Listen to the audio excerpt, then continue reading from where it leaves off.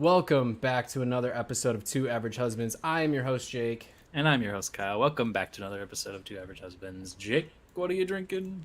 I'm going to start this one off with Energy City Brewing's Bistro Cabana. Bistro Cabana? It's mango and watermelon. It's a Berliner style Weiss beer with mango, watermelon, and natural flavor. For full and consistent flavor, invert, and swirl can before serving. Ooh, that's fancy. Ooh, it's dangerous. All right, I'm starting off with the Must Be the Honey Blonde by Belching Beaver Brewery, my favorite brewery located in San Diego, California. Mine is located in Batavia, Illinois. Not my favorite brewery, but this brewery, Energy City Brewing, is out of Batavia. They're like they're not like a constantly open brewery. They're like they do like drops on the weekend. Pop-ups, I believe is what that's called. It's not really a pop-up though, because it's like a consistent location, but it's just like they drop their beer on the weekends. I have a cat here getting scratched. Don't overflow. Don't overflow. Don't do it. Don't do it. It didn't overflow. We're off to a great start. Anybody who's watching us live on YouTube, apologize in advance for the background of my room. I'm doing some projects right now, so it's a little messy in here. You're gonna have to deal with it. I want to be honest with you, Kyle. It's a little heady, but not a bad pour. This beer kind of smells like shit. This definitely smells like honey. You want to smell it, Bubs? He does not like that. Okay, let's see. Oh, it tastes so much better than it smells. Got Thank the Lord. Comments open. We're open. Did you tweet about this? Because if you did, I'm going to retweet it. I did tweet about it, as a matter of fact. Let's see if I see the tweet here. There it is. Retweet. Got it. Boom. I'm gonna send this to everybody. Bada bing. Bada boom. Bibbidi We're live. Schnibbity snap. This episode not sponsored by the Meeting Room, our favorite meadery located here in Arizona. But we are both wearing their attire, and honestly, I would also be wearing a Meeting Room shirt, but I was shaving before the podcast and kind of cut myself a little bit, and I didn't want to ruin my white shirt with blood, so yeah, don't want to do that. Made that decision. Anyways, Kyle, it's your week. It is my week, and I'm going to start off with an easy one, an opener, if you will, because I have something to bitch about, as Jake tweeted about already. Here it is. You ready? Let's talk about group projects at school. I'll start. Go right ahead. I just finished a class last week. Completely wrapped up on Thursday last week, I think. The entire class, 75% of the grade, was a group project that we had to do with 4 other group members. So there was a group of 5 of us, and we had to write some software together. 2 of us did the entire project. That sounds about right. The entire project. It was a nightmare.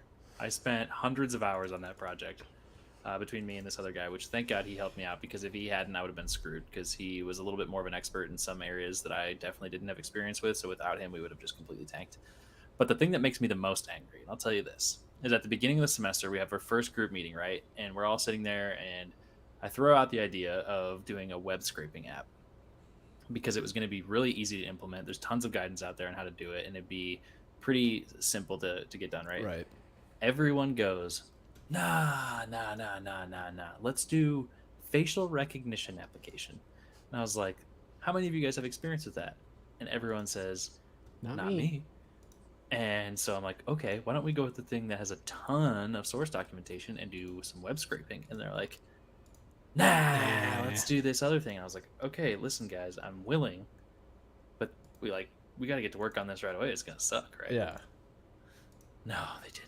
They sure shit didn't. Of course, not one person. Didn't. And there was a couple of teammates that helped out a little bit. Like they would put some slides together or something, like some pretty basic shit. But for the most part, it was me and one other dude that did the entire fucking project, and it was a goddamn nightmare. I hate fucking group projects. And the thing that makes me second most mad is I emailed the professor at the end because we had to do peer feedback. And I was like, hey, just so you know, me and this other guy did the entire project by ourselves. And he goes, well, it's a little too late to tell me that now. That was like his entire reaction. Well, he basically was like, all of the shit that you guys did, you did it together based on the fact that you guys turned it in on behalf of the team. And so they're going to get all the credit, just like you got the credit. And there is my soapbox about why I fucking hate group projects. Honestly, I wish I could say I had like a worse experience with group projects. I actually was pretty lucky with most of them in college. In high school, there were some bad ones. But in college, everybody was pretty good about splitting the workload. My final project for probably the hardest class I took in undergrad, I'll admit, they did the work, but I had to make the work better, which kind of sucked. It was fine. He told us that like it was one of the best projects he'd ever seen, and ended up using it as an example for the grad courses that he taught, which was pretty cool. But yeah, besides that, honestly, some pretty good ones. In another class, a market research class during undergrad, our group was all like just dudes who like very similar to you and I, just cool guys, like just like to enjoy ourselves, have a good time. We met up before we did the actual final presentation, and we were all drinking for probably 4 hours before we did our final presentation. We were hammered. A plus, which was always great. But again, we all did the work. I honestly, I've heard all of the horror stories of group projects, but I never like really dealt with it. There was a couple like what you're talking about though in high school where it was like, hey, let's all do the project. Oh, sorry. And I'm like, oh, well, I'm not going to let you not do part of the project that I'm getting a grade on, so I'll just fucking do everything. Dude, our app was hosted by the university, and so in order to access their like hosting service, you had to have a VPN that they supplied for you. Like it was a free VPN, no big deal, right? Right. One of the guys in my group literally goes, I'm not going to help because I'm not willing to download that VPN onto my computer. Straight up is what he told us. He's like, I will not help you because I won't put this on my laptop. What a clown. We were like, are you fucking kidding me? I hope they know I think they're a clown too.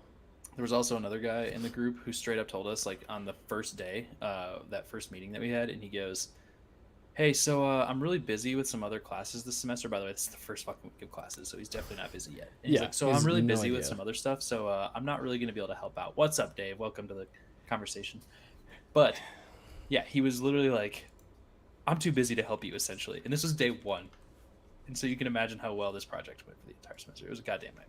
Literally the worst. You know what's funny, though, is I experienced my very first taste of, I think, sexism against dudes when I was in my freshman year of college, because I got into a group project in my very first class freshman year, and it was 3 girls and me. And interesting. They literally, I think they thought I was just a moron because I was a dude. And so they were literally like, hey, you got this. Why don't you just put all the data into the PowerPoint? Like, that is straight up what they told me on the first day. And I was like, okay, I can help. And they're like, nah, we got this. Like, wow, you're like, okay. If that's what you want me to do. All right, that's fine. Oh, that's tough. So I built a dope-ass PowerPoint. Yeah. And this was like in the fucking peak of, effects on PowerPoints and presentations and shit like that. Oh yeah, so everything. Was it Prezi? Is that what it was called? The one that did moving things? I did a few of those that year, I think, too. Prezi's the GOAT. But yeah, group projects they're dumb in the first place.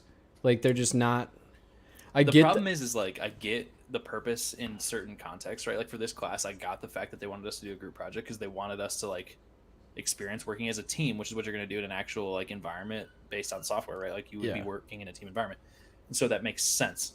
But that being said, if like students come out and they're like, hey, this dude didn't help at all, the teacher should probably be like, that blows, fuck that dude. Yeah. Not passing this class. I think like an easier solution would just be like, here's the group project y'all have to do. Here's the 4 parts of the project.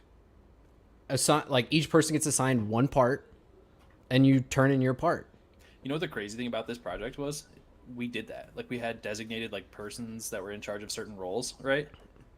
And straight up, dudes just didn't do their part. Pretty solid. And that's what we told the guy. We're like, hey, listen, I just picked up his role because he didn't do it. And he's like, yeah, but you turned in his role. I was like, yeah, I turned it in when I did it. He's like, sorry. Yeah. It enraged me getting these emails back and forth. And as like a non-undergraduate student, right? Like I no longer feel like nervous about having those conversations with like professors or anything like that. I will call them out on their bullshit.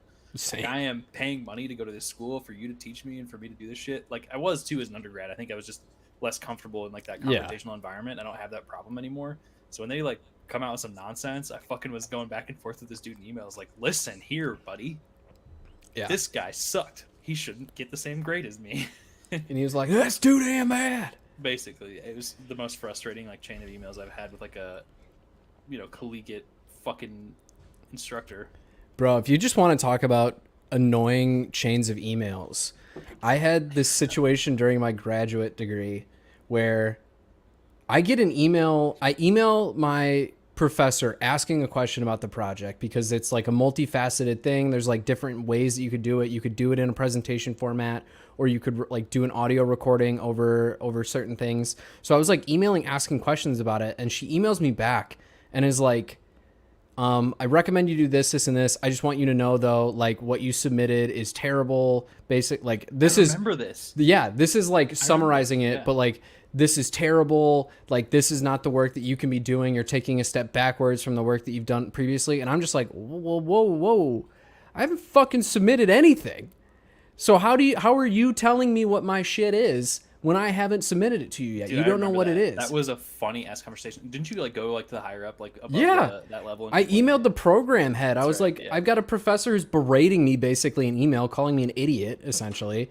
She hasn't seen my work. She has no idea. And then finally I submit the project and she's like, oh, she doesn't even like pretend. At first she was just like, that's an improvement over what I originally saw. I'm like, you never saw my work. Didn't she just like claim that there was like some dude named Tyler and she just thought that was you? Yeah, she thought I was a different. Yeah, she thought it was a different name. I'm like, I'm the only guy named Jacob in the fucking class. That's literally like, so embarrassing on behalf of the team. It's and she just didn't like denied, and then at the very end was finally like, I'm sorry, and I'm like, well, it's too late for that. You just like, now you look like an idiot because I've had to email our program head to be like, this bitch is giving me a 68 on this project when I haven't turned it in yet. So Dave just chimed in the chat and said for one group project, this bozo didn't do a single thing, didn't come to a single meeting, no work whatsoever, and then was enraged when we told him that he wasn't presenting with us, which is so fucking funny. And I tell you this because I found out that if I would have forced this guy not to like show up to the presentation with us, apparently that would have been like the thing that got him 0 credit. But basically the professor told me that since I didn't explicitly tell this guy he wasn't presenting with us, didn't matter. He was the team. I fucking hate that shit. Yeah, that's the worst. Yes, Dave, it was very wild. It was total bullshit. And honestly, like, it was coming off of a really hard class too. So like I was already frustrated with like, that one was just some stupid shit where like my project didn't submit properly. So I didn't even get credit for the final project of the class, which is honestly what kept me from finishing my grad degree with a 4.0 GPA. I had all A's except for that class where I got a B+, which is still like, obviously like I had a 3.9 GPA in a grad degree. That's pretty solid. But like, it would have been cool to get a 4.0. And like, this was a program that I was good at. I was invited to present academic research through this program because I was doing such a good job in the program. And just to have that situation happen, I was literally like just so disheartened about the whole process. It endlessly frustrated me. And that person is probably still employed, which is a shame because there were other professors in the program that were bad too. Like there was a professor where I swear you would turn in your project and he would just slam his hand on the numpad and whatever number showed up, that's what you got.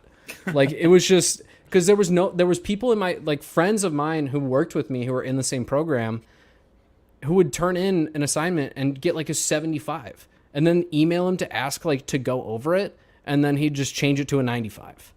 Like wouldn't even talk to them about it. Like it just made no sense. Well, one of the crazy things is that like TAs, I didn't really realize that as an undergrad, but as a graduate student, I've realized that TAs do like 99% of the professor's work. Like the professor essentially does the lecture and that's about where it ends in most of the classes for me anyway. And it's funny because I would email the professor in like some classes, like for this class, like the first thing that we had to turn in for our group project, we talked to the professor ahead of time. We're like, hey, what exactly do you want us to submit with this? Like which parts? And he was like, yeah, send in this, and this, right? And I was like, okay, cool. So we submitted that. And then his TA reaches out to me. Well, first of all, the TA gave me a 50% on the assignment. And then I reached out to him and I was like, hey, dude, why did I get a 50%? And he's like, oh, you were missing these 4 fucking parts of the assignment. And I was like, yo, here's the fucking email traffic with the goddamn professor that told me exactly what to submit. How are you going to tell me different? And he's like, oh, my bad. I'll change your grade. And then gave us 100%. Fucking TAs, dude. Like, they won't talk to each other. I'm lucky in that none of my programs had TAs, so I never had to deal with that. But I've heard horror stories worse than the ones you're talking about. And yeah, I've I truly have, and I think I've talked about this before. If not, we can talk about it sometime. I don't really care. But the crazy thing is like I found out that truly, like if you are an online student at some of these universities, and I know this isn't everywhere. Like I've heard, like one person was telling me just like glory stories about how awesome University of Nebraska was with online students. So shout out to them, I guess. But for my school, fucking online students are a secondhand thought. Like nobody gives a shit. Like they record their primary lecture, just republish it, and then they are not helpful. It is a huge pain in the ass. But anyway, I enjoyed online classes. that's really all I had to say. Was group projects were a nightmare. And I know some schools are obviously better than others. My school has a 50% graduation rate, dude. I can't assume that they're doing a really good job. That's honestly just I could do a whole topic on this, obviously having worked in higher education for 4 years. But like it's a common misconception that a lot of these schools have good graduation rates. Like my school, my undergraduate school that I worked at had one of the highest graduation rates amongst like our like peers, like schools that were similar to us. And it was like a 60%, 61% 6-year graduation rate. Like the graduation rates at most colleges are often around, especially 4-year graduation rates are often around 50%. But it's just like this narrative that it's going to be higher than that. And like, just graduate, like just go to school for 4 years and graduate. Like that happens. Like half of the students in general don't graduate in 4 years. I didn't graduate in 4 years. It took me 5 years to graduate from college. It took me 4, and it would have taken me 3.5 if I wouldn't have taken a semester off. Yeah. I'm better than you, and I know it. I'm just kidding. You probably were. I was not a great guy. I finished undergrad with a 2.75. I was not. Wasn't doing great out here. It's why I have student loans. I finished my community college with a 2.16. Didn't even get my associates because I failed a film class that I needed to get my associates. Dude, I messed up like 1 year of school. Like I think it was like the first, maybe even just a semester. I think my first semester of sophomore year, I was like straight up, fuck all this. I don't give a shit anymore. And I just like partied a bunch and fucked around. And I think that's the only semester where like I had bad grades. And I looked at it and I was like, ooh, I gotta fix this shit. I'm done. I wish I could say that's what I did. I just sucked. I didn't go to class, but I wasn't like doing anything fun. I was just like there. I would stay home and play video games. Like I don't know, man. I think there's this inner thing in me that won't let me do that. Like I only skipped class if it was on accident. I skip class all the time. I almost failed my last class of undergrad because I skipped class too many times. I was working at a bar in college, and we'd close the bar and like at 2, right? And then we'd clean, and sometimes we wouldn't get out until 4 a.m. And I had an 8 a.m. class. And that's the only class that I ever repeatedly skipped just because I slept in on accident, which is hilarious because there was 3 tests in the class, and I slept through 2 of them. And I had to hit the professor up and be like, "Hey, could I retake this at a different time?" And thankfully, he was always awesome and let me retake it. But that was my first semester sophomore year. I basically just fucked off. The worst thing for me was for my first like 2 years at my school at my undergrad, they didn't have a policy on unexcused absences or absences. Like basically, most colleges don't. Yeah, Depends on the class, and they shouldn't. In my opinion, like if I'm getting the work done, that's what matters. It doesn't matter from there or not. I obviously know the material, and like it was a business, marketing sales degree essentially. Like it's what I was doing in my job anyway. I was working full time. Yeah. And then my last semester, they changed it to require a doctor's note for any absence, which in and of itself is just a bullshit policy. Like, what if I don't have health insurance? Yeah. I can't just go to the doctor and get a note. Like that being said, a lot of schools do have like clinics on base that you can go to for free, or I say base on fucking campus or whatever. You can literally just go to the clinic or whatever on campus and get.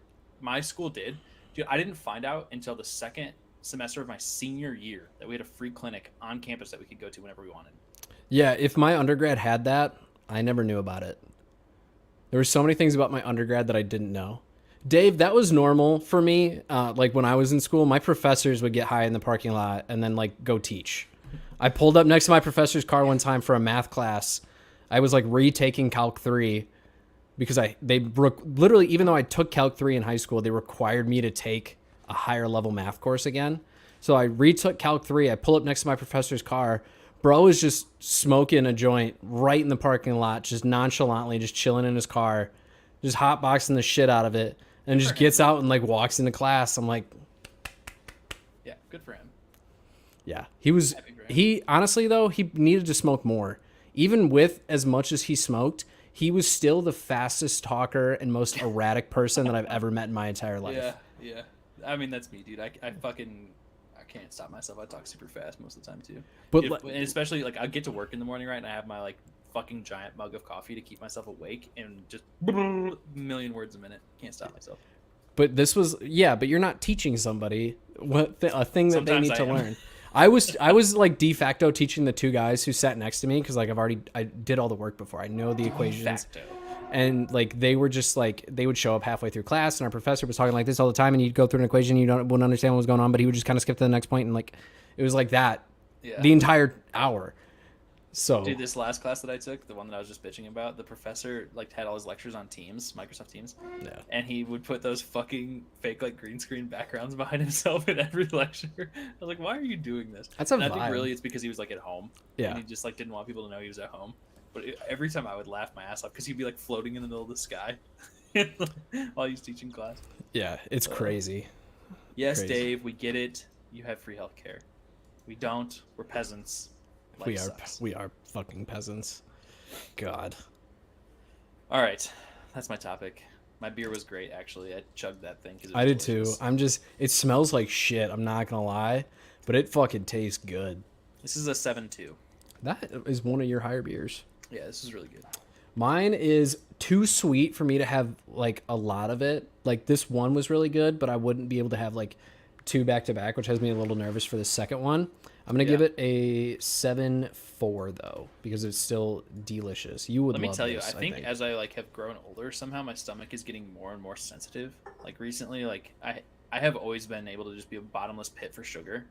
And Carly was actually giving me shit the other day because I said like my stomach was hurting because I had something sweet. I don't remember what it was now, but either way, I was like, man, my fucking stomach. I'm having some like gut rot. She's like, really? Like usually you can eat whatever the fuck you want, you know? And so. Yeah, I don't know what happened there.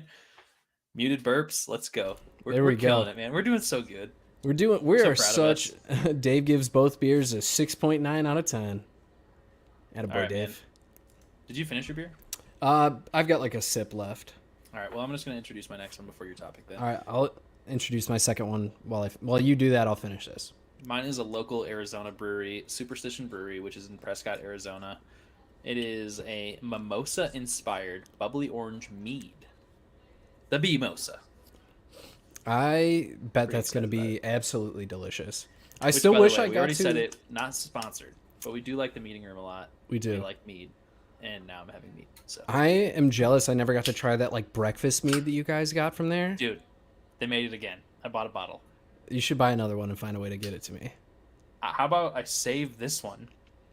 Let me throw this out there. I'm pitching this idea right now. It's official. All right. I'm going to save this bottle until I move. You're going to help me move with Dane because he's already volunteered. So you can just fly out and meet me, and I will treat you to that bottle. I love it. Uncle Kyle commented, I will find the Malort Spritz if you don't, Jake. Kyle, if you don't know, there's like a Malort grapefruit soda Spritz canned cocktail that they make now. I'm going to go out of my way to find it, but I need you to be prepared to drink it because I'm going to drink it. Wild. Dude, okay, I poured this, and it was clear at first. And then the bottom half of the can just poured out basically like concentrated orange juice. Yours probably said something similar to mine where it was like invert the can and... I don't think so. That was crazy. Yeah, it doesn't say that anywhere. That's kind of cool, though. Mine does. This is going to be interesting. I can definitely taste a shitload of honey in this. That's probably going to be delicious. Anyway, Jake, you still have to send me a bottle of Malort because I can't find it anywhere. That'll be a lot easier. Because if you don't know and you're new to the podcast, I made a stupid bet with Jake. Don't overflow. Don't do it. Don't do it. Zach Wilson, the quarterback of the New York Jets, is going to have a better season than Mac Jones, the quarterback of the New England Patriots. I lost that bet, and now I have to drink Malort for a podcast episode, which I told Jake that his punishment would have been that he had to drink Bloody Marys because he hates tomato juice a lot for an entire podcast. And I won. Anyway. So we're going to have to save that for another bet. I'm going to have to find another alcohol that you hate. Yeah. Dave, you're drinking Malbec? I like Malbec. Malbec's pretty solid. Not my favorite, but it's pretty solid. Quarterback bet. Oh, Only the rookies. They're all terrible. There we go. Yeah, That's the bet. My second beer is by the same brewery, Energy City Brewing. It's their Bistro Crumble, which is a Berliner style Weiss beer with peach and apricot, apparently, and cinnamon. Oh, sorry, texting. It's all good. I need Carly to try this beer. It's delicious. Oh, overflow. Or mead. All right. Anyway, Jake, hit us with your first topic. We have 35 minutes remaining. All right. Mine also is a nice and easy one. Didn't want to go too intense at the start because until about 5 minutes ago, I thought I was, or 5 minutes before the podcast started, I thought it was my week to go first, and I did a little research. But so I have a friend who is coming over sometime this week. His name is Dane. You may have met him once or twice in your life. Don't know for sure. I've met him more than I've met you. He's going to be in town, Just right over that. and he's going to be coming over here. And I want to know, Kyle, what is your opinion on like hosting people? Like, do you think like, Okay. do you have like, do you treat different guests that are coming to your house differently? I'm not going to lie. I feel like, oh God, you should have saved this podcast, this specific topic for this podcast for some time when Carly's willing to be on the podcast with us, because this is her bread and butter. I am a terrible host. Carly is like the OG of best hosts for people. That is not me.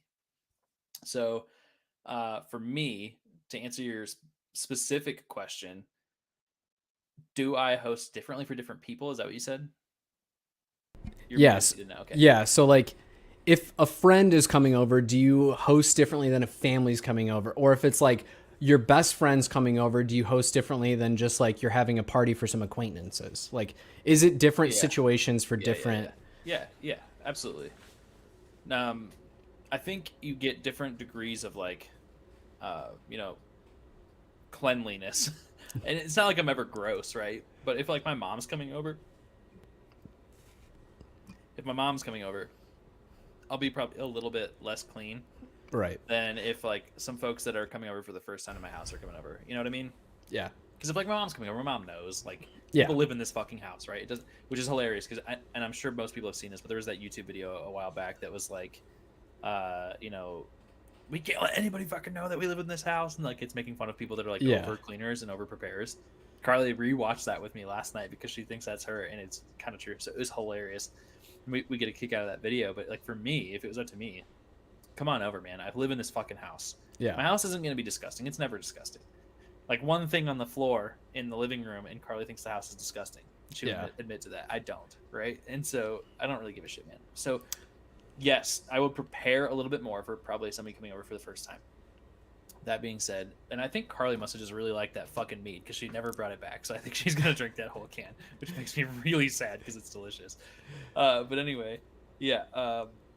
She's the queen of hosting. I'm not. I don't really do anything special. Literally, she caters every single visit for every single person that comes to our house. Jake, you came over. She had things prepared for you. It was her idea to get you birthday things while you were here. It was like 100%. She's on top of it. If it was me, I would forget you were even coming. Probably you'd show up and knock on the door and be like, "Hey, what's up, man?" Except it would have been like, "Hey, I'm at the airport," and you're like, "Fuck." Fuck, I'm coming. Yeah, I'm gonna under prepare. She's definitely an over prepare. So, anyway, what about you? That's kind of the consensus in the chat too. I don't know. Like I am almost a little bit different than you in that like I prepare a little bit more for my family just because my family is more like Carly. My family's more like, though, there's a couple things on the ground, it's dirty. And I know that my dad and my mom think that way.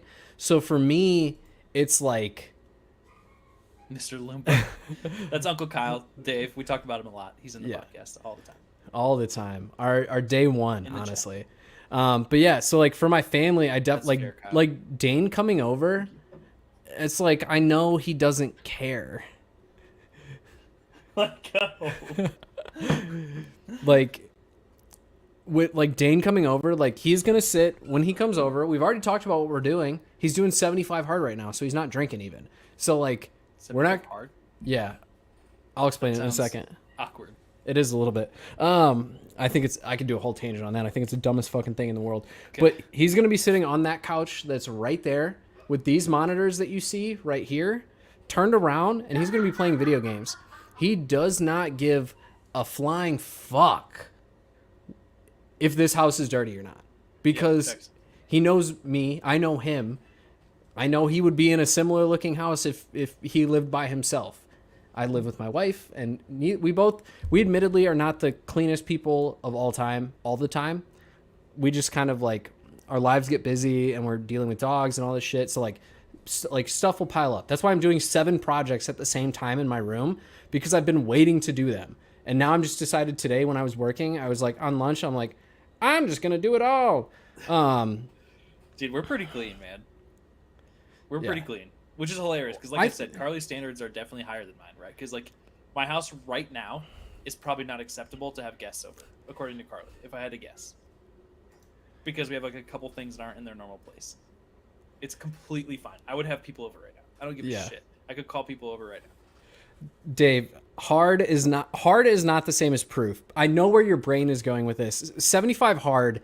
It's basically a 75-day challenge. I don't know if anybody should ever say that terminology ever again. Well, that's the name of it. Probably should just stop. I'm gonna text Dane and be like, there's an even more awkward version of it called 75 soft, which I think is even more awkward. Oh my god, that's fucking hilarious. But 75 hard, it's a 75-day challenge to kind of reset yourself. So you work out, you do like 2 45-minute workouts a day, no alcohol, you pick a diet and stick to it. You read books every day. You spend an hour outside every day. It's like a willpower challenge basically. And I think it's the dumbest thing in the world, because if you're going to make change in your life, there's a lot easier and longer lasting ways to do it. But Dane is doing 75 hard right now, so he's not drinking, but he's going to sit right there and we're going to play video games. And that's all I need to do when he comes over to be comfortable and happy as a guest. He knows that the fridge is stocked if he wants it. That fridge has beer in it if he wanted it. There's liquor right there. In the garage, there's soda, there's water, there's Gatorade. If it wasn't clear, Jake's really proud of this refrigerator being in his room. I'm actually getting another one, that one's going to be relegated to just being a wine fridge. And then there's going to be a beer fridge too. But yeah, like there's just like, there's levels to it for sure. But like if you and Carly came over, first of all, would never want you guys to see my house. It's just not, it's a great house for my wife and I. It's just not like a great house to host people long-term in. Like if you guys wanted to come into town and stay here, you definitely could. We could get a room set up for you. But it's just like, your house has like a nice open concept to it. Soon to be not my house, but yes. Mine very much does not. It's a very much. Well, that's fine, dude. It's just different generations of houses, probably. But anyway, even if I came there, I would literally just stay at my dad's. Yeah. Because he lives in the same neck of the woods as you. Not anymore. Not anymore. Now that we moved, it's about 40 minutes. But oh shit, gross. 30 to 40 minutes, depending on traffic. But yeah, so like I just wanted to know because I was like, I'm like cleaning. Because like I just want my house to be a little bit more functional, but that's pretty much it. Dave said he prefers to go 69 days hard. That makes sense. Giggity. Uncle Kyle says he's got a toddler, so his house is destroyed. I've got 4 dogs. It's normally 5 dogs, sometimes 7. My house is normally also destroyed. And then Dave's asked where we're located. I'm in Illinois, about an hour outside of Chicago. I live in Tucson, Arizona currently. Not very much longer, but yeah, I live in Arizona. But yeah. Anyway, the one thing that I will say too is that like obviously for like a cater, so like I threw a big thing for my birthday a few years back pre-COVID, and that's obviously a different type of catering too, or like hosting, right? So like those people are coming over. We've got food ready. Oh yeah, if you're throwing like a get together, that's different. That's different, right? Like we don't host the same for a gathering as we would for somebody coming to stay for a long period of time. Oh yeah, I think that's and two for us like. When I have hosted like parties, quote unquote, before, like I make sure that there's like open couches or open bedrooms. I make sure that there's like air mattresses if we have them, at least sleeping bags if we don't. Like make sure everybody knows that like there's a place for them to sleep if they crash here because they drink too much and don't want to drive and be smart. Like it's just a different, that type of thing is different. But just like for you and Carly coming over, my house is gonna be impeccable. For Dane coming over, meh. It'll be all right. Yeah. Just that's how I am. It doesn't matter who's coming to my house in Carly's opinion. I'm sure she could chime in the chat and say that too. She would clean to the freaking. She'd be scrubbing like cracks in fucking places, trying to get people hands and knees with the toothbrush, just scrubbing away at the grout. Yeah, that's just not me. Dave, I do not throw those projects. Actually, I wish. But I've only honestly thrown like 2 or 3 good parties in my life. I've had a lot of like get-togethers where it's like 5 or 6 of us that are hanging out, but never like a.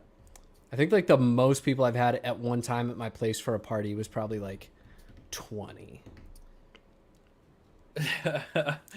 That's exactly right. Carly chimed in the chat and said, "We can't let people know we sit." That's just, she has a different mentality about us, and she's a better host. I mean, to be fair. Yeah. But I'm also like, maybe it's just me. Like, if I come to your house and it's a little bit dirty, I am recognizing you're an adult. You work a job. You have shit you have to do outside your job. Like, you have a life that isn't revolving around like picking up every little thing that's in your house. I would never expect to go to somebody's house and have the same level of cleanliness that a hotel has. Yeah. Like, I come to your house expecting that you fucking live there. You know what I mean? So, like, if I walked into your house or in that room with you right now, I would be like, okay. Yeah. You got shit going on. Yeah, you'd walk in here and be like, there's 7 different boxes that are being unpacked and repacked with different things. There's things being hung up. There's things being measured. And like, you would recognize that there's just some work going on over here. That's fine. All right. Have you finished your beer yet? No. Don't worry, I haven't either. This one is. I was like, I hope you haven't finished high it. Marks from me. Is this you think this is setting your beer record? No. It's not better than Belching Beaver Peanut Butter Stout, but. The best part is that's not even your highest grade. Mm-hmm. What's my highest? It's tied. The Belching Beaver Mexican chocolate peanut butter stout, right? Is the top, I think. It's tied for the top. What's the next one? Or the same one that's tied? State 48 Mango Wheat. I do love me some State 48 Mango Wheat. It's a great beer. The highest grade that you have given is Templeton Whiskey. Templeton Rye Whiskey hits different. Uncle Kyle, the Plano legend. After Uncle Kyle commented on the house that he used to have in Plano, having 50 plus people parties all the time. Props to you, man. I don't have 50 friends. I don't know 50 people at this point in my life. But Uncle Kyle definitely probably was the Plano legend. The busiest party that I ever threw was on accident. So we were pre-gaming at my house, and I lived right on the college campus. And I think it was my birthday. I don't fucking know, dude. We were hanging out at my house on campus, and literally we just were sitting on. We had this like porch that overlooked like one of the main drags that like walked to the bars, and people saw us drinking out there, and they're like, "Hey!" just like yelling at us like drunk, and we're like, "You want a beer?" They're like, "Sure." And so we just started like inviting people into my house, and it was just a shitty old party house. Yeah, we didn't happen to party that much in there. So anyway, people started like flooding into this fucking house, and we ended up having like, I don't know, 50, 60, 70 people in the house. I don't fucking remember. Respect. And then I got hammered and went to bed. My roommate was pissed. That's it. That's the whole story. Hey, you can't fall asleep at your own party. I have a tendency to do that. I do too. Irish goodbye my own parties constantly. Well, I did. I'm so much at my own parties. I always get way too drunk, and then at like other parties that I would go to, I'd be the guy who like just picked a point in the night where I just stopped drinking for whatever reason. Usually it was just because I was full, and I just had to stop because I couldn't physically fit any more in my body. And I'd be the guy. It'd be like 2:30. Everybody else is passed out, and I would just start cleaning up. I'm like washing out all the beer pong cups and like taking the cans and pouring half empties out and putting them in the recycling. Like, not me. Well, that was a next day me problem. Well, bathtub Kyle. That's where I live.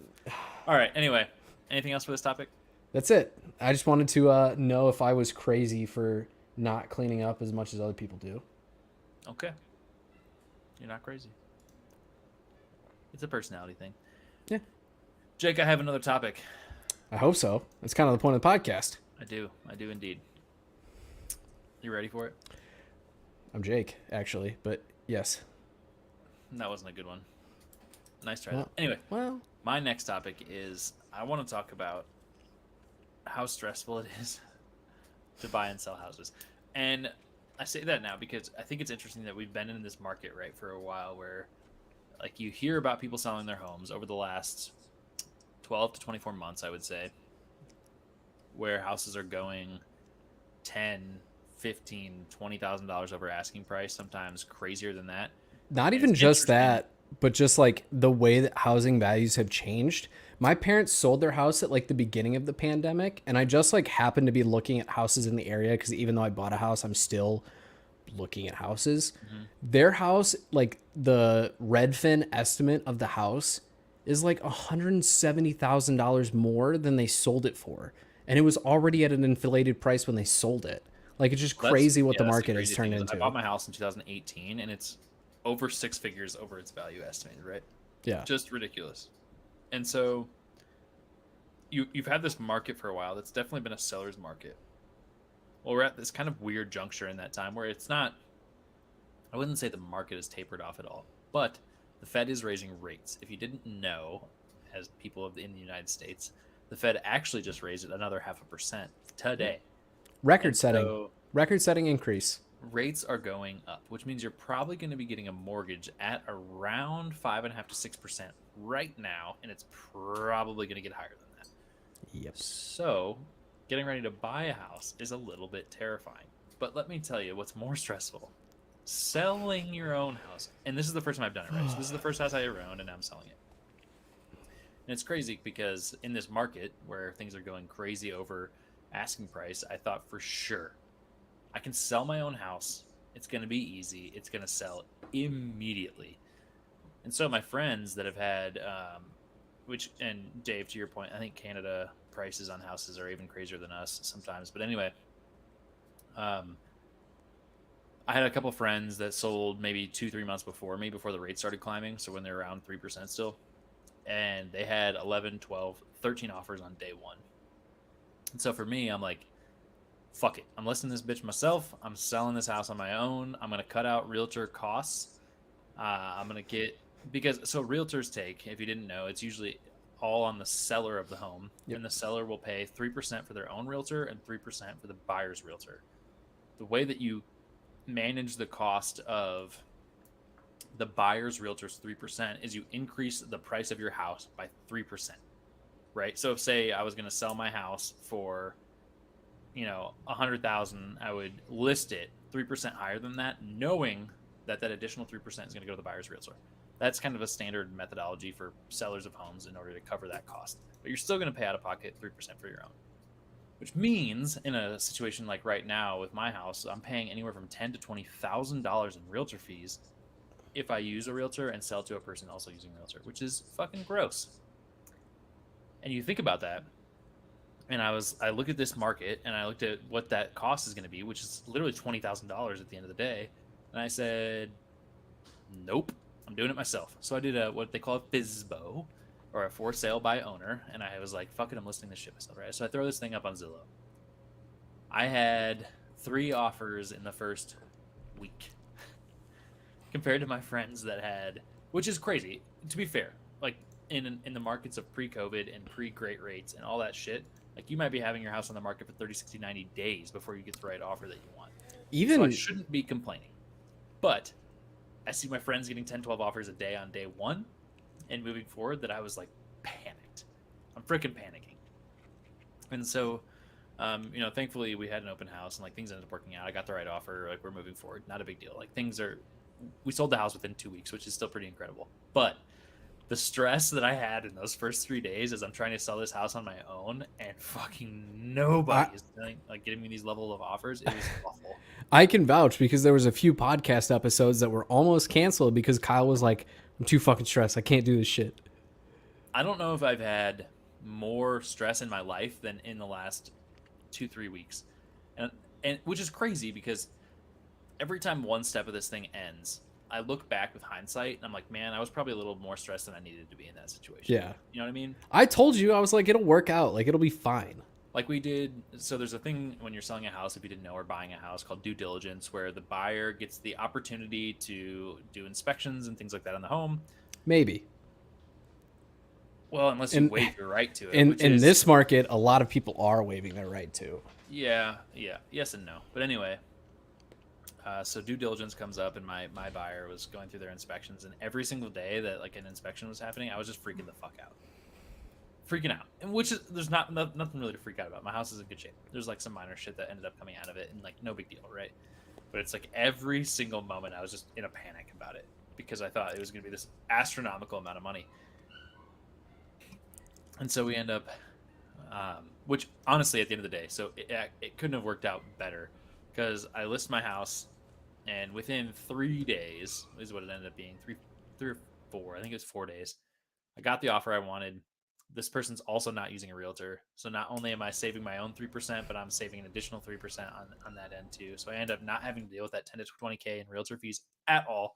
Um, but that being said, at the end of this, I don't think I would ever do this again.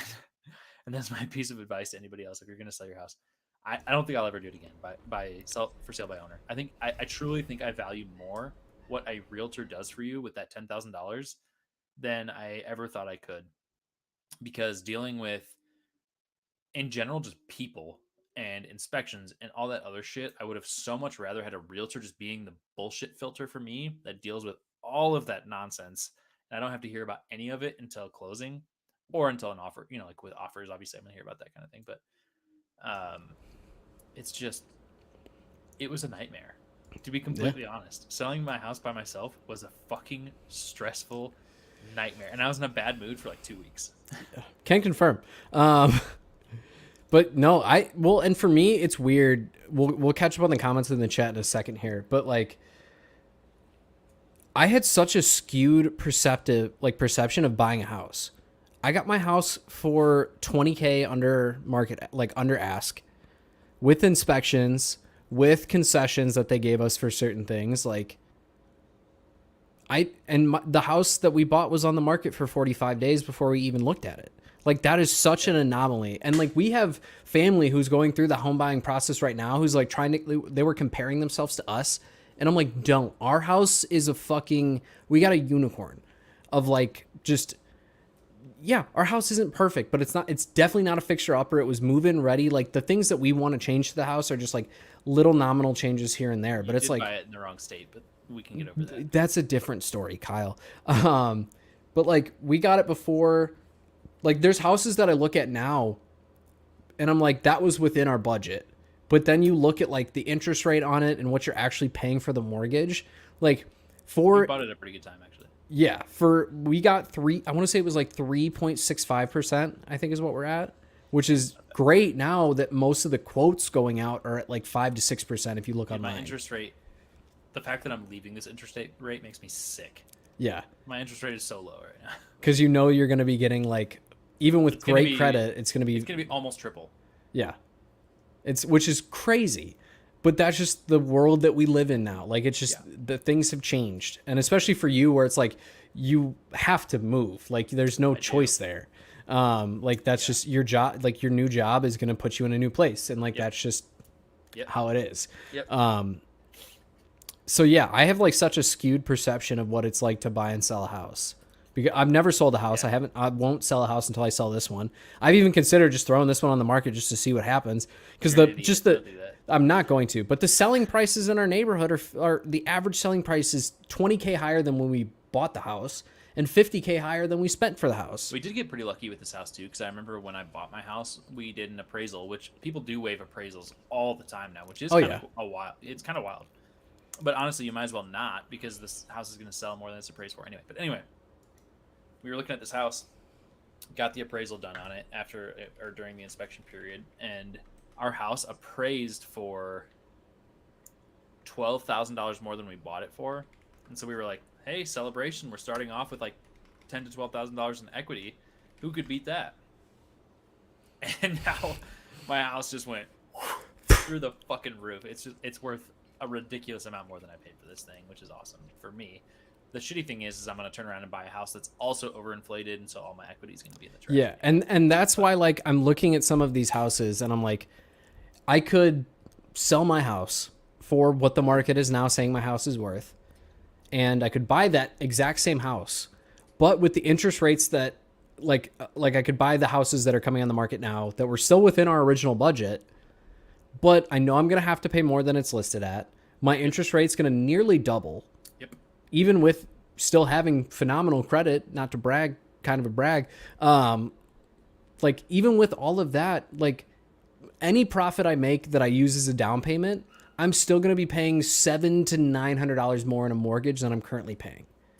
Dude, that's the crazy thing too, is that the interest rate, honestly, if you look at it over the term of your mortgage, the interest rate going from like 3% to 6% makes you pay a fuckload more per month. It is disgusting.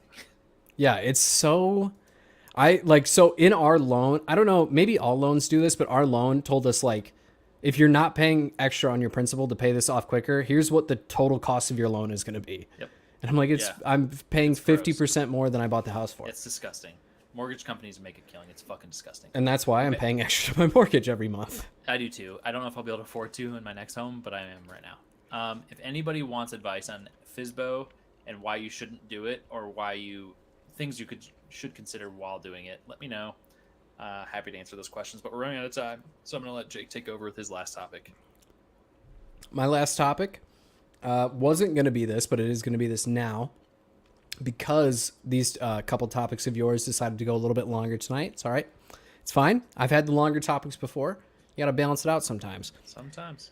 Do you have any actions that you do in your life or sayings that you say in your life that you have picked up from movie, TV, YouTube, friends, anything that like just used to be like a joke that is now just like part of your life? I call people Goombas all the time. You're welcome. And when my wife finally realized what a Goomba was, it was pre-you. I've been saying Goomba for fucking ever. When she finally realized what that was, it was so fucking funny. She's like, "That's where you say that from?" It was so fucking funny. Yeah. I say dude, yeah, weird shit all the time. Most of mine are from like Harry Potter or Lord of the Rings, to be completely honest. I have watched a disgusting number of hours of Harry Potter, and so I say stupid shit from that all the time. But yeah, I'm trying to think of like direct ones, and I can't right now, but I say a lot of stupid shit from those movies. I have a few examples off rip. Very, very recently, I've been saying, well, exactly like that, which is from these YouTubers that I watch, Good Golf. I wear their hats all the time. I don't have any of their other apparel except for a couple golf related things. But one of the guys, Bubby, he's been in video. Cat's name. Bubby. In videos recently, he's been saying, well, and so that's just kind of stuck and is now a part of my life. Every time I say goddamn, I always say spending money at the club like Sam's, which is from a Jack Harlow song. Shout out to my brother, by the way, because I say a million things just because my brother used to say them. So, for example, I'll say leaning like Linda a lot, which it's like I'll say, I don't even know what that leaning is. like Linda. Anyway, I say that shit all the time, and I didn't even know where it came from, other than the fact that my brother had said it, right? And then one time Carly goes, "Why do you say that?" And I told her, I was like, "Because my brother said it." And she asked my brother why he said it, and it turns out he was like making fun of this person for like his entire like life, and it was actually kind of fucking mean. And so I've tried to stop myself from saying it now that I know the origin, but I used to say that all the time. Leaning like Linda. I get all fucked up and I'd be like, "Oh man, I'm leaning like Linda." Let's see, what else do we have? Anytime Jess or I say I have a question, it is always followed up with, "Do you want to have a slumber party in my basement?" which is a Kesha song. To be fair, I do that one all the time from Leonard Kenny. Let's see. There's plenty more. I'm just blanking on them now. I wish Carly was still in the chat. I don't know if she is, but if she is, she'd be able to call me out for more of these than I could even think of myself, because I just do it habitually, you know? It's like a second thought. You don't actually think about it. It just fucking spews out. Because Yeah. It's not, You just hear it so many times, especially like if it's something that you watch religiously, or you like if it's music that you listen to. Like I quote song, like Jess will say something and one of the words in the sentence will trigger me to say a movie quote or song lyrics that have that in it, and she just looks at me like, one, she doesn't watch movies that much. Two, she has her TV shows and nothing else. So it's like if I'm quoting like Family Guy or something just randomly, she's like, "What the fuck are you talking about?" Mm-hmm. And I'm like, "I don't know." I used to quote Dumb and Dumber, I think, when he has that Hershey's bar in his back pocket and he sits on the heater vent. And then, what's his nuts? Fucking A, it's gonna come to me. Bob Saget walks into the bathroom. He's like, "There's shit everywhere." And I used to say that all the time too. What's the I found myself. what is what's his nuts from? That's from something. Because I say that too, and I don't know how I started saying that, but it's from something. I say that one all the time. But I find myself too, like my mom, when I was a kid, she used to go, "We are farmers," and all of us would go, "Boom, boom, boom, boom, boom, boom." So I Yeah, that is Carly threw it out in the challenge. She said, "Put that light out." And if you don't know where that's from, that is 100% from Harry Potter. Snape's in the hallway with Harry, and the picture on the wall goes, "Put that, light out." And I say that shit all the time, or not as much as I used to, but I used to say that shit all the time. Just random quotes like that. I'm trying to think. I know there's more, but now it was my own topic, and I had some prepared, but I'm blanking on them now. You're so unprepared. I'm Jake, actually. So you're telling me there's a chance, says Dave, and that is definitely one that yes. a lot of people say. That's a big one. I always say, "I don't believe you." It's my Ron Burgundy impression. That wasn't very good. It's not good. Sorry. No, it's terrible. I've got other good impressions. That one's not one of them. God damn it, that jolly green giant jabroni. What's that from? I've heard that. I don't know. And the one that Carly's probably thinking of, I thought was Goomba, but no. It'll come to me eventually, maybe. I don't know. There was one very recently that she discovered why I said it, and I don't remember what it was. But... I'm sure there's song lyrics make their way into my conversations way more than they should. Commercials, and specifically radio commercials, have done a lot to me recently, and not that I like quote them, but I'll find myself like talking along with them. So we have a radio that plays all day long at work, and it plays the same stupid shit over and over and over and over again. Yep. And I would sit there and just fucking like started saying it out loud the other day. That bum bum bum green giant. What the fuck are you guys saying? I know the green. Yeah. Bum bum bum green giant. It's very similar to "We Are Farmers." Bum bum bum bum bum bum bum. Yeah. Oh, that's a good one. Is that dodgeball? That's dodgeball, right? Oh, no. If it is dodgeball, sure? If it is dodgeball, it's... I say that all the time. It's a bold strategy, Cotton. Let's see if this one pays off. Yeah. Yep, we say that a lot. I also do. There's a lot of GIFs that I turn into verbalization, but like obviously Super it's Troopers. Yes. Super Troopers. Is that the same actor? I don't think it is, but it makes me feel like it is. There's like a pretty There's decent probably chance. Quite a few from Super Troopers that everybody says too. I don't know. Oh yeah, that's another one. The snozberries taste like snozberries. People say that shit all the fucking time. Yep. Which did I ever tell you the story about snozberries? Speaking of, that's another good one. It gets the people going. Yes. People say that quote all the time. That's a song. My name is my name. Nobody makes me bleed my own blood. Yep. Nobody. There's more. There's basically so Will more. Ferrell. Yeah, Will Ferrell quotes. I used to quote a lot of Adam Sandler too. Dude, the older I've gotten, the less I appreciate Adam Sandler. I think that's a hot take. I don't appreciate basically anything he's done. So since Click, I still like the Grown Ups movies, but basically everything else I thought was really stupid. Like that Herbie Halloween movie, terrible. Don't. You're welcome. I just think Adam Sandler has his style, and it's the same style in every movie, and I just don't appreciate it as much as I did when I was a kid. Like, I thought he was fucking hilarious when I was a kid. I loved Big Daddy. I loved fucking Happy Gilmore and all that shit. And now I just watch his movies and I'm like, God, this is some stupid fucking humor. Yeah, no, it is. There's still ones that I love. Like, I still love Happy Gilmore. I still love Billy Madison. I still love Waterboy. I quote Waterboy a lot. We could be on ESPN like that Tiger Woods and his daddy. Yeah. I'm glad Dave agrees with me. Adam Sandler's just not that funny to me anymore. The Waterboy, which is fine. He's good humor for younger folks, and he said the Waterboy clears though. The Waterboy has to clear. Yeah, but that's the problem, right? Is like that. Like his character in Waterboy isn't that much different from Waterboy to Happy Gilmore to Big Daddy. The only one that's different in is Click, because that was a serious movie, and I thought I was going to see a comedy because it's Adam Sandler, and it was fucking depressing. It very much was a comedy. It was depressing until the end. That was no spoilers. Sad movie. But yeah, I was just. Do you remember 7 Pounds? Yeah, I cried like a little baby. Terribly depressing movie. Mama said alligators are ornery because they got all them teeth and no toothbrush. All right, we have 30 seconds left on this podcast. Jake, thank you for another great topic. Thank you, everybody, for joining us. It's been another great episode of The Two Average Husbands with Jake and myself. I will rate this beer, and I will give it an 8.5 6. I don't think that tops. Is it? That's the highest. Oh man, it's so good. This is a really, really good beer. I would highly recommend this to anybody. And if you come back out, Jake, you can have it with me. Uncut Gems was pretty good. I will agree with you. Still haven't watched again, it. his character wasn't that much different. Anyway, another episode of Two Average Husbands. That's your host, Jake. I'm your other host, Kyle. Jake is on Twitter at Perry_FF. I am on Twitter at Kyle and Herson.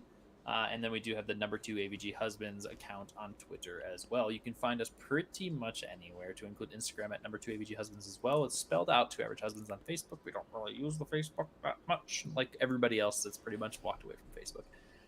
We have a Discord channel that I should be in right now, and every time I get to this section of the podcast and talk about our Discord channel, I realize that I don't use it.